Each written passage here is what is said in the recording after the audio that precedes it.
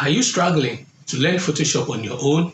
If yes, then this course will allow you to use Photoshop professionally.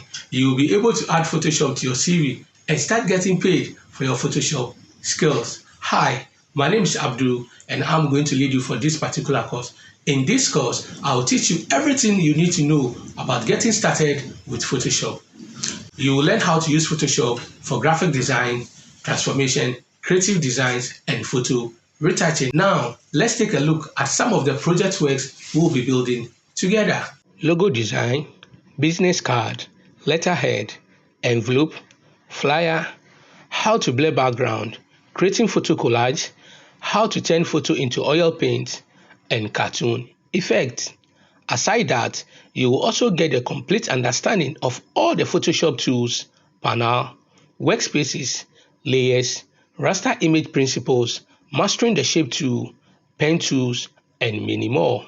At the end of this course, you will be able to create lots of project work that you can add to your portfolio. And also, you have a lot of possibility, so it's up to you to choose what you like most. This course is for beginners. You do not need any previous knowledge about Photoshop, photography, or design. We'll start right at the beginning and work our way through from start to finish. So, what are you waiting for? Sign up now.